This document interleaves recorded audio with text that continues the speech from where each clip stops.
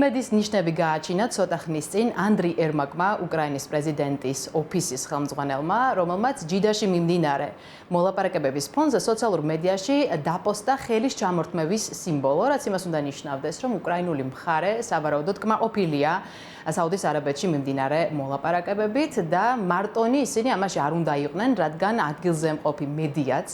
წერს იმის თაობაზე, რომ მოლაპარაკებების შესვენების დროს, ანუ პაუზების დროს, შვალედების დროს ამერიკულ მხარესაც ჰქონდა გარკვეული რეპლიკები იმასთან დაკავშირებით, რომ ნელ-ნელა უახლოვდებიან ისინი შედეგს, რომ ყველაფერი კონსტრუქციულად მიმდინარეობს და კარგი განწყობაა.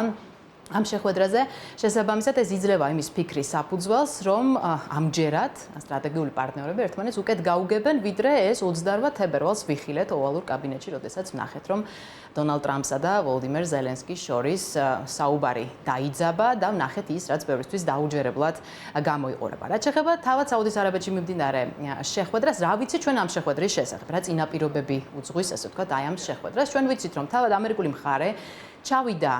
ჯიდაში იმ მოტივაციით, რომ მოისმინოს უკრაინის პოზიციები, იმასთან დაკავშირებით, რომ რამდენად მზად არიან ისინი მშვიდობის მისაღწევად და რაზე არიან ისინი წამსვლელები მშვიდობისთვის.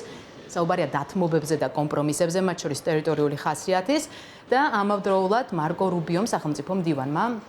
ჯერ კიდევ ჩაფრენამდე თვითმფრინავში აღნიშნა, რომ ისინი ვერავის ვერაფერს უკარნახებენ და რეალურად არიან ქვეყანაში ჩასული იმისთვის, რომ მოისმინონ პოზიციები, რომ მოგვიანებით უკვე ეს პოზიციები, ამ პოზიციებზე მსჯელობა გაგრძელდეს რუსულ მხარესთან. თუმცა, ამავდროულად უნდა ითქვას ის, რომ თუ ჩვენ დავეყრდნობით დღეს თავად რუსული მხარის განცხადებებს, იგივე სერგეი ლავროვის, კრემლის სპიკერის განცხადებებს, ნახეთ, რომ თავად მოსკოვის მხრიდან არ იკითხება არსებითად დათმობების სურვილი და სწორედ ამიტომ ბლუმბერგი წერს დასავლურ დაზვერვაზე, ესე ვთქვათ, დაყრდნობით, რომ პუტინს სურს, რომ ბოლომდე მიიყვანოს ეგრეთ წოდებული სპეციალური სამხედრო ოპერაცია, რომელიც მთელმა მსოფლიომ შეფასა და დაასათაურა როგორც არაპროვოცირებული ომი და აგრესია უკრაინაში